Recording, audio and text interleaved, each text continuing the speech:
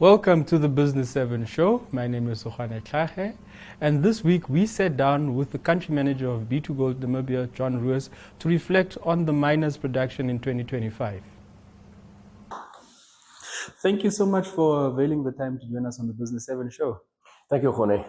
B2Gold Namibia had a stellar year, talking about $12 billion in revenue, $4.6 billion in profit after tax. Just take us through how you were able to achieve that significant milestone. Yeah, thanks, Khone. And you're correct, we had a stellar financial year in 2025. Our year end is 31 December 2025.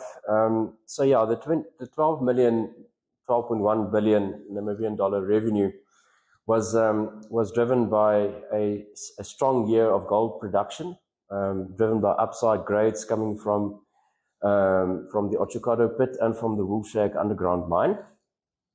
And that was further bolstered by a gold price which was significantly elevated towards the end of last year. And the gold price was driven by global uncertainty. So we almost had a perfect storm with the Otjikoto pit coming to an end in September last year. Elevated gold prices, higher grades, and rand US dollar exchange rate which hovered around 17 to 1.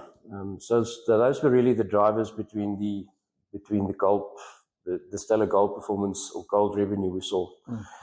Then if we look at the profit after tax, I often say to people when they say, wow, you must make a lot of money from the high gold price. Yeah. And we as gold miners can't really predict the gold price. That's determined by market factors. But what we can do is we can control our costs. And I think we did a good job last year in controlling our production costs. And, that really filtered down to the profit after tax of 4.6 billion Namibian dollars.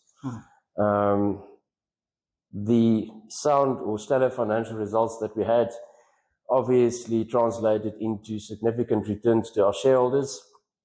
We declared around 5.1 billion Namibian dollars in dividends last year, and also very strong returns to the government. Taxes of around 3.8 billion, which include export levies, royalties, corporate income tax, non-resident shareholder tax. So overall, a very strong year for our shareholders and for our partners in Namibia, being the Namibian government. You've spoken about Otjikoto coming to what can be described as obviously the life of mine. So what now? What is the way forward? Because there's a lot of talk around Antelope, there's a lot of talk around Wolfshark, just to bring the viewer into some, to give some understanding into these projects.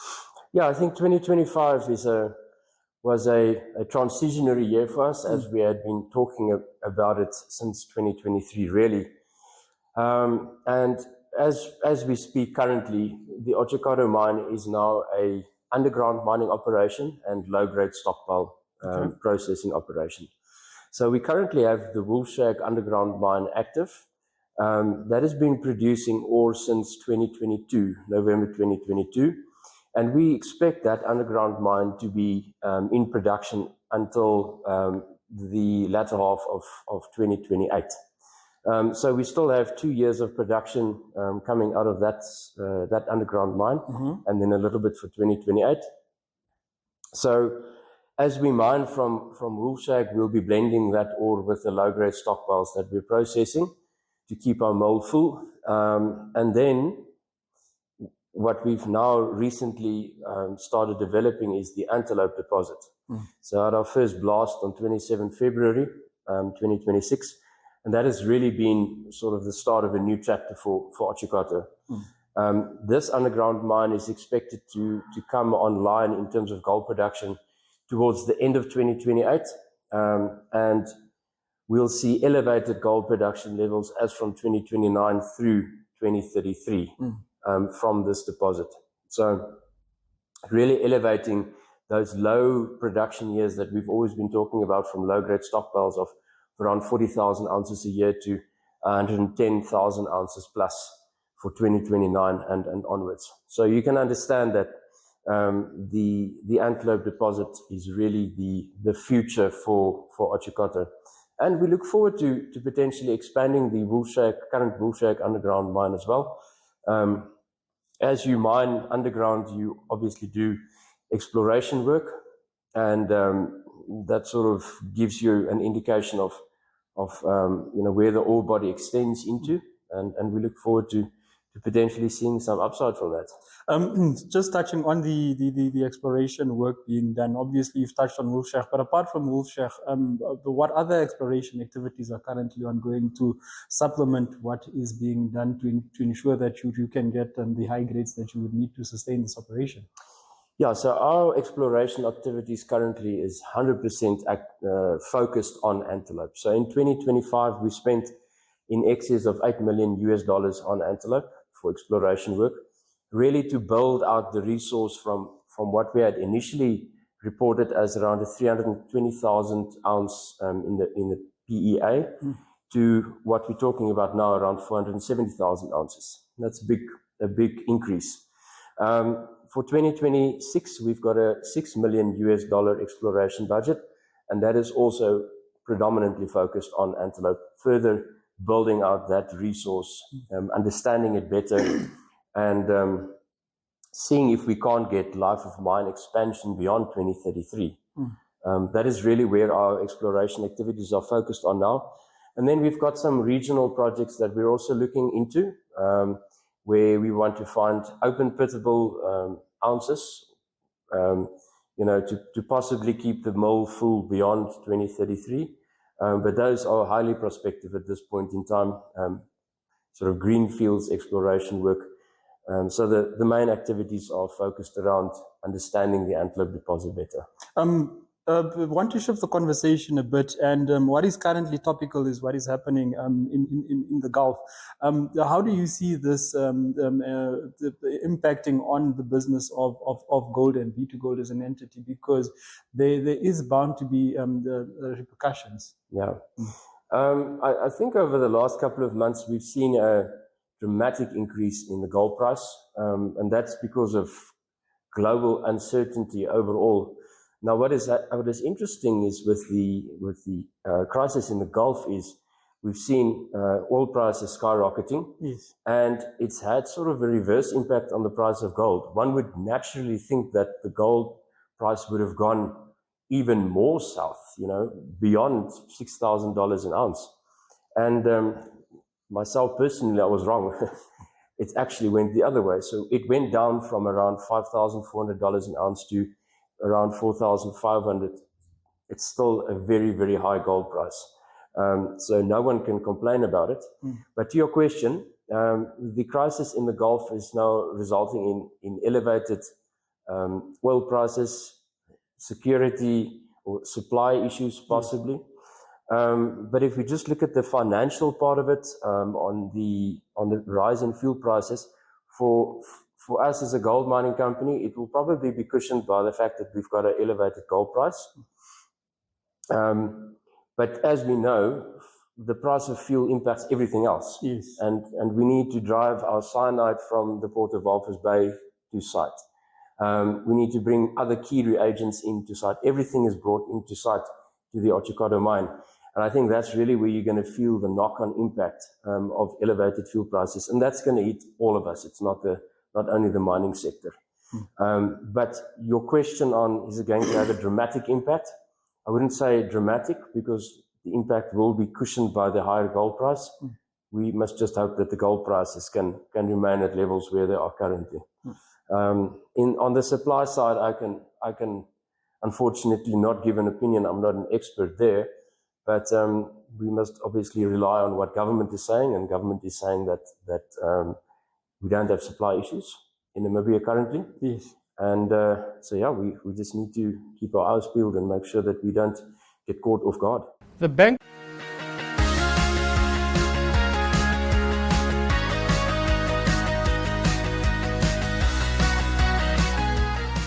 Tune in to Regional Review, your weekly roundup of news from all regions across the country. from breaking stories to inspiring community highlights, and discover must-visit spots in each region every Tuesday at 6:30 p.m. on NTV.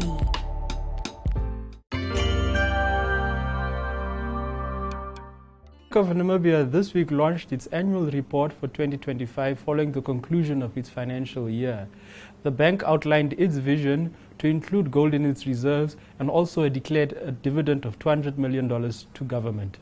With one of the mine, the Namahat mine, we are also going to proceed to sign another agreement as well with B2Gold. Soon we will be acquiring gold bars. Together with the Ministry of Finance, last year we have redeemed the Eurobond. That was done successfully. We need to point on that because a number of countries that have gone through this international capital market, they fail to honor that obligation. And as a country, we should proud ourselves that we have done that successfully. We also managed to host an Alliance for Financial Institution Global Policy Forum that hosted almost about 900 people in the town of Swakopmund. Has come down quite significantly in 2025 compared to 2024. There has been a huge outflow as well in terms of rand reserves out of the country. And then thirdly, we have seen also the Eurobond redemption. Now, in that regard, interest rate income that was realized by the bank came down from 1.2 billion that was realized in 2024 to 963 million in 2025. So when your interest income is down, obviously, it will affect your bottom line. Operating expenses, I must emphasize, there are a number of initiatives that we have undertaken. We are running instant payment. There are also other activities that we are doing. And we are doing all this in promoting the financial sector development and also ensuring that the mandate for which we have been created are not left unattended. I always emphasize at the central bank, we are not a profit-making entity. First and foremost, we need to deliver on our mandate. And realizing the profit is a bonus. That's why the operating expenses there clearly has slightly gone up by 15% from 741 million in 2024 to 849 million in 2025. That now leaves us with a distributable amount dropping for the year 2025 from 1.1 billion to 553. And what we are distributing in terms of the formula to the state, which is of interest to the public, is a 200 million that we have given to the state. We have got a couple of strategic pillars that are guiding us, and we have got also enablers. In all the strategic pillars and enablers, the bank has scored more than 90%. The pillars that were really key is the stakeholders' engagement in terms of performance. We have done quite well. The future fit efficiency, we have also done very well, and also the organizational culture. But of course, organizational culture is always work in progress. Because people come, people go. And we need to make sure that those who are coming, they are fully embedded into the culture of the bank. There are few deliverables that one would really want to share at this platform. One, Central Security Depository has been fully launched and established in 2025. The purpose of the Central Security Depository, we will be dematerializing all the government securities. That will also help to modernize our capital market and attract foreign funding as well into our economy. We have also worked very hard and made very good progress in terms of our instant payment solution. Before the first half of this year, before June, we should be launching an instant payment solution. Good progress has been done. A lot of participants has come on board. Some have already done SIT and UAT as well. So we will be hoping that by that time, there could be at least 3 use cases by the time of launching. It defines more or less our cost of living. And I'm talking about cost of living. It defines the path of inflation. Now, if you look at that graph, it shows a very strong correlation between crude oil price and transport inflation. In our consumer price basket, we have got transport inflation. So you see that the correlation between those two clearly is above 50%. Meaning to say that if crude oil price continue to persist and to hike, it will have an impact on the transport inflation. The overall correlation between crude oil price and the overall inflation is slightly lower at 30% because that shock has been almost absorbed through the transport inflation. When you see that correlation again of increase in crude oil price with the food inflation is slightly lower. Again, I think for those who have done statistics, they will say that there could be a problem because that punch has already been taken by the transport inflation, and when now it trickled down further to affect food inflation, the correlation there is minimized. But clearly, you also see the correlation of around 20%. Namibia is a land of movement, with waves that never stop reaching forward. Here, adventure is not something we search for. It is something we are born into. In every corner of this country, creativity rises, from artists, from athletes, from dreamers. And when the world comes to explore Namibia, they discover something extraordinary. Because when sport moves people, creativity moves ideas, and tourism moves the world toward us. Something powerful happens. A platform where movement meets imagination, where industries connect, where opportunity grows, where Namibia's next chapter begins. Welcome to the Creative Sport Tourism Expo. Exhibit, partner, experience. Creative Sport Tourism.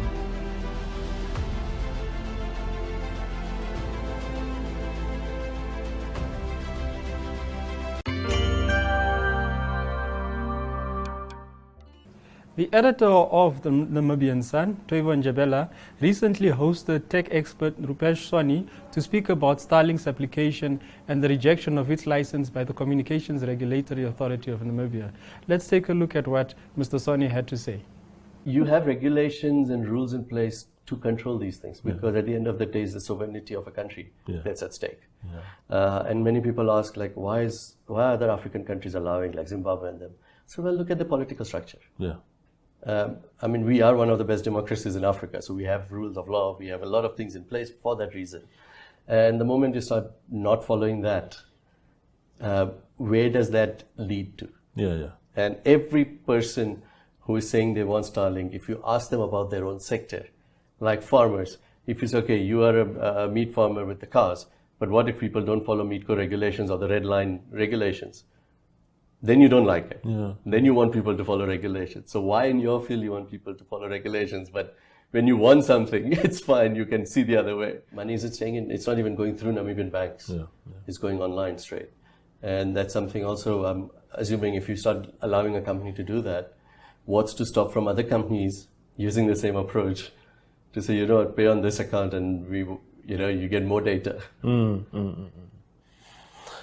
There was an issue because CRAN in their statement, they said there were 6 criteria on which they were judging this entity, and they only met 50% of those. 3 criteria were met, 3 were not met. One of those that were not met is the company's compliance history, saying that Sterling contravened the Communications Act by operating a network and offering telecommunication services here without a valid license.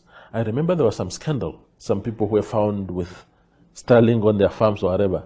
Yes. How do you think that played out against them? So I do know, I think it was a year, over the last 2 years, there are a lot of confiscated units, and it was never really made public, where I don't think any entity came out and said we confiscated it, from whom or anything, but I do know from a few people that it happened.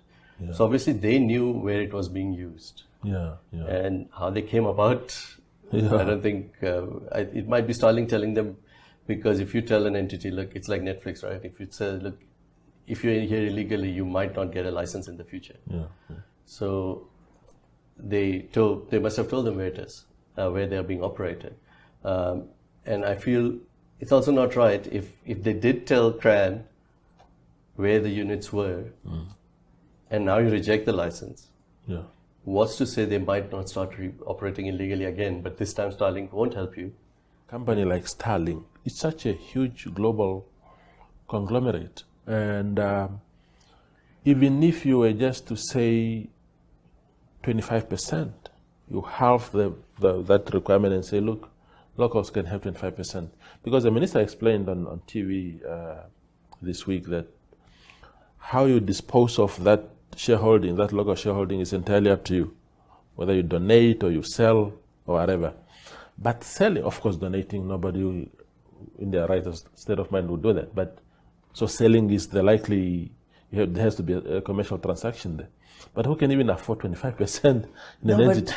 Starlink is not a very global conglomerate. It's more like operates from a certain place.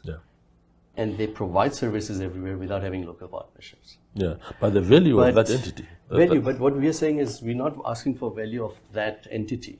What we're saying is, if you look at, and I think this has also not been made very clear, from my understanding is, and this is the way Starlink operates in some other markets, you have a billing partner. So let's say, for example, Paratus. So Paratus becomes the billing partner. So all the taxation and stuff goes through Paratus, and then they are the agency. I mean, that's open, right? Like you can be agency for any company of the world, and you are an agent for them. So me as a Starlink agent, I'm bringing in Starlink equipment. I'm importing them, distributing them. I'm providing the billing, the tax, the money side, finance side of it. And it will be a little bit more because I'm paying tax on that money I'm getting, right? And then I'm paying to Starlink. So I still pay Starlink what they need or what they want. I'm just adding on so that I can pay the tax. And Starlink doesn't even want to do that. And I feel if you do start looking at doing that, and that's what OneWeb and others are doing. They're billing partners, local partners, but the company isn't given any shares. The company is not even registering in Namibia. They're just choosing a local partner. They could easily have done that because they've done that in other countries. So why not even that?